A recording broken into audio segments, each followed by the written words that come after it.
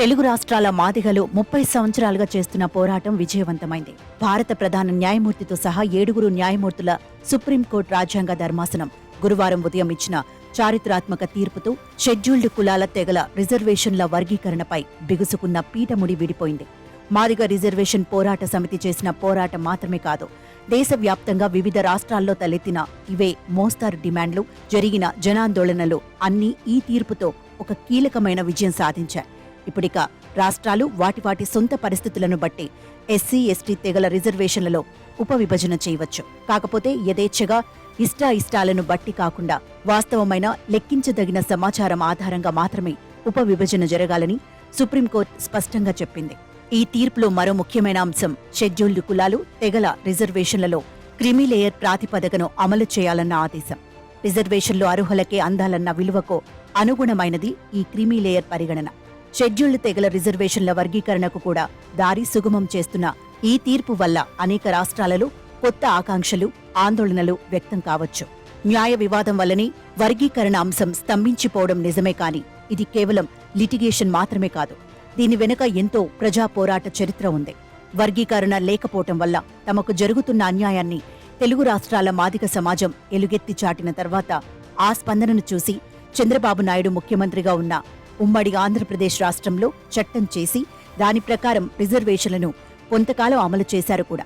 దానిమీద న్యాయస్థానంలో దాఖలైన వ్యాజ్యమే E V Chinnaiah versus state of Andhra Pradesh. 2004 నాటి ఈ కేసు తీర్పులో 5 సభ్యుల సుప్రీంకోర్టు ధర్మాసనం వర్గీకరణ చెల్లదని చెప్పింది.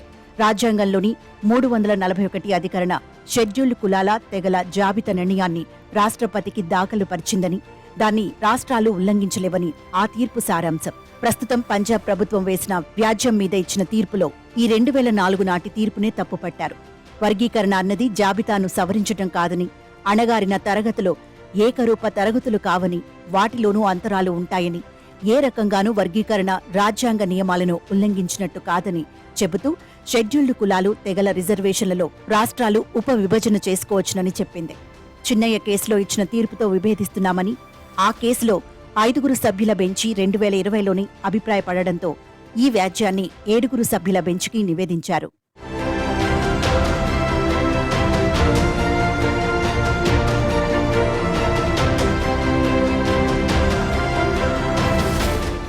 సమాజంలో అట్టడుగు, బడుగు వర్గాలకు రిజర్వేషన్లు కల్పించడానికి ఉన్న సమర్థనలే ఉపవిభజనకు కూడా వర్తిస్తాయి.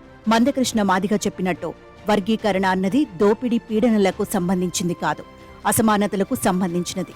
ఒక సామాజిక వర్గం విషయంలో సానుకూల వివక్ష చూపించినప్పుడు ఆ వర్గంలోని వేరువేరు శ్రేణులు సమానంగా ఆ లబ్ధి పొందలేకపోతే జరిగేది అన్యాయమే. ఆ అన్యాయాన్ని సరిదిద్దడానికి జనాభా, ఇతర సామాజిక ప్రాతిపదికలపై వర్గీకరణ చేసి పంచడమే న్యాయమని మాదిగ దండోరా ఉద్యమం వాదించింది.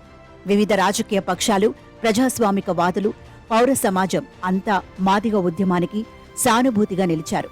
ఈ ప్రయాణంలో ప్రత్యేకంగా చెప్పుకోదగినది చంద్రబాబు నాయుడు, ఆయన పార్టీ తెలుగుదేశం అందించిన మద్దతు, చూపిన చొరవ. వర్గీకరణ కారణంగా మాదిగలకు కలిగే ప్రయోజనాన్ని ఆచరణాత్మకంగా నాటి తెలుగుదేశం ప్రభుత్వంలో అమలైన రిజర్వేషన్లు నిరూపించాయి. ప్రజా ఉద్యమాల చరిత్రలో ఎంఆర్పీఎస్ది ప్రత్యేకమైన అధ్యాయం. సృజనాత్మకమైన, సాహసోపేతమైన ఆందోళన రూపాలను రూపొందించి ప్రభుత్వాలను ఉక్కిరిబిక్కిరి చేసింది ఆ సంస్థ. పార్టీల మీద నైతికమైన, రాజకీయమైన ఒత్తిడిని తీసుకురాగలిగింది. అనేక మార్లు శాసనసభల చేత తీర్మానాలను చేయించింది. అఖిల పక్షాలు ఢిల్లీ వెళ్లేట్టు చేయగలిగింది. ఎవరు మద్దతు ఇస్తే వారి పక్కన నిలబడి తన ఉద్యమాన్ని మందకృష్ణ కొనసాగించగలిగారు. దీర్ఘకాలం ఉద్యమం స్తబ్ద దశలోకి వెళ్లినా ఇతర ప్రజా ఉద్యమాలను చేపట్టి తమ సంస్థ ఉనికిని చాటుకున్నారు.